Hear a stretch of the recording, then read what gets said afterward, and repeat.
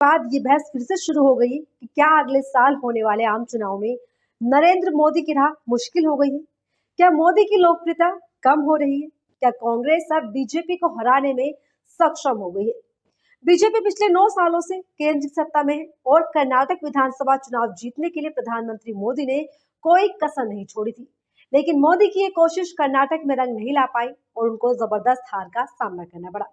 कर्नाटक में कांग्रेस की जीत के साथ ही उसका दावा मजबूत हो गया है कि अगले साल होने वाले लोकसभा के चुनाव में किस तरीके से कांग्रेस अपने एक नेतृत्व कर सकती है।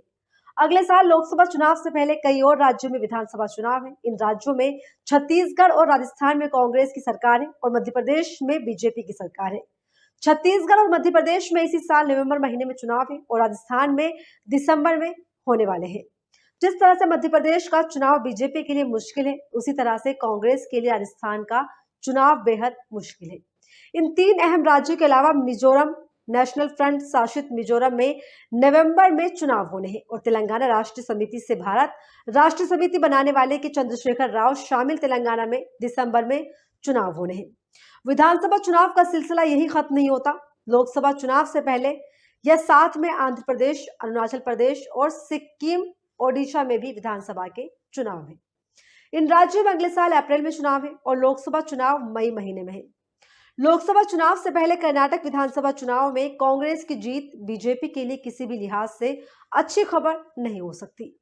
दोस्तों, ओडिशा में नवीन पटनायक, आंध्र प्रदेश में जगन मोहन रेड्डी और तेलंगाना के चंद्रशेखर राव काफी लोकप्रिय नेता हैं। इन तीन राज्यों में बीजेपी की मौजूदगी से भी काफी ज्यादा प्रभावी नहीं हुई है। ऐसे में कर्नाटक के बाद इन राज्यों में बीजेपी के लिए उम्मीद की कोई ठोस वजह बिल्कुल नहीं है। भारत के मतदाता विधानसभा और लोकसभा चुनाव में जनादेश अलग अलग तरह से देते हैं। जैसे 2018 में राजस्थान के विधानसभा चुनाव में कांग्रेस को जीत मिली थी, लेकिन लोकसभा चुनाव में राजस्थान की 25 में से 24 पर बीजेपी को जीत मिली थी। इस तरह से मध्य प्रदेश और छत्तीसगढ़ के नतीजे रहे थे। हिंदी प्रदेश में लोकसभा और विधानसभा चुनाव के नतीजे अलग अलग पिछले कई चुनावों में दिख रहे हैं, लेकिन आंध्र प्रदेश, ओडिशा और तेलंगाना के विधानसभा और लोकसभा के नतीजे एक जैसे होते हैं। दोस्तों, कर्नाटक में विधानसभा चुनाव जीतकर भी कांग्रेस इस बात से आश्वस्त नहीं हो सकती कि लोकसभा में भी उसे जीत मिलेगी ही। साल 2013 के कर्नाटक विधानसभा चुनाव में बीजेपी 224 विधानसभा सीटों में 40 पर सिमट कर रह गई थी, लेकिन 2014 के आम चुनाव में बीजेपी को प्रदेश में 28 सीटों में से 17 सीटों पर जीत मिली थी। वहीं 2019 के लोकसभा चुनाव में भी बीजेपी 28 में से 25 सीटों पर जीत हासिल करी थी। हालांकि जिस तरीके से कर्नाटक में भारतीय जनता पार्टी को एक करारी हार का सामना करना पड़ा है, ठीक उसी तरह से कांग्रेस को भी आने वाली चुनौतियों का सामना भी करना बाकी है।